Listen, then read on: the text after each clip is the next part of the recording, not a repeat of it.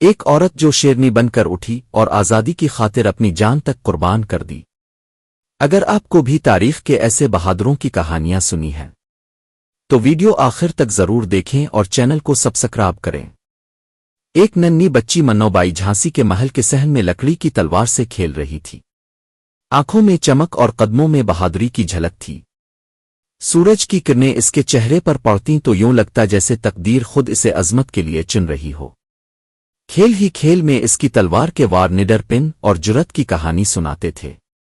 یہ بچی مستقبل کی وہ شیرنی تھی جس کا نام تاریخ کبھی نہ بھول پائے گی۔ وقت گزرا تو منو بائی رانی لکشمی بائی کے نام سے جھانسی کی ملکہ بن گئی۔ شادی کے روز محل چراغوں سے روشن تھا، ہر طرف خوشی اور شان و شوکت کا عالم تھا۔ مگر قسمت کے رنگ جلد بدلنے والے تھے۔ جھانسی کا تخت اور عوام کی امیدیں اب اس نوجوان رانی سے جڑ گئی تھیں۔ وہ صرف ایک بیوی ملکہ نہ تھی بلکہ جھانسی کے مستقبل کی محافظ بن چکی تھی۔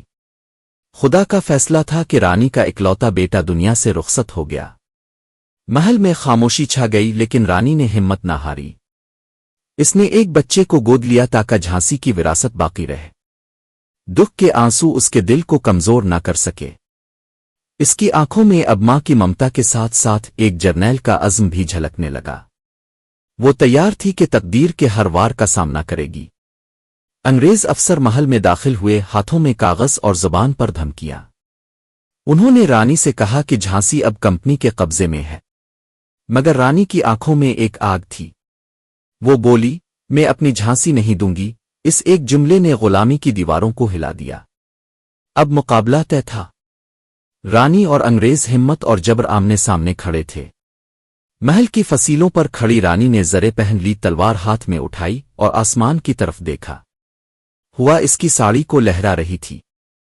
اس لمحے وہ ایک ملکہ نہیں بلکہ ایک شیرنی لگ رہی تھی جو اپنی دھرتی کی حفاظت کے لیے اٹھ کھڑی ہوئی ہو۔ اس کے چہرے پر عزم اور آنکھوں میں آگ تھی۔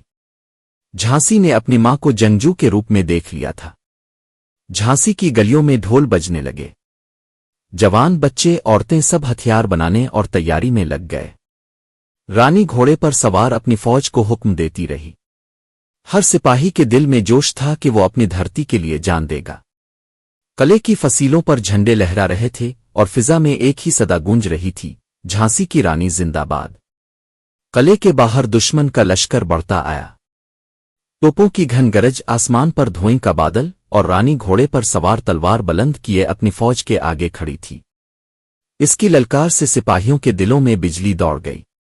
یہ جنگ صرف زمین کی نہ تھی بلکہ عزت، وقار اور آزادی کی جنگ تھی۔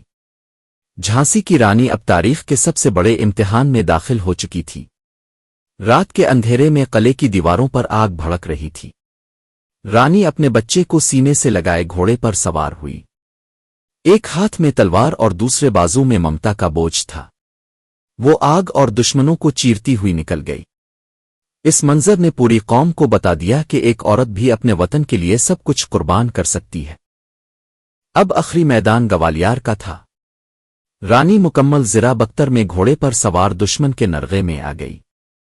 اس کی تلوار بجلی کی طرح کڑک رہی تھی۔ گولیاں چلتی رہیں مگر وہ ہر وار کا جواب دیتی رہی۔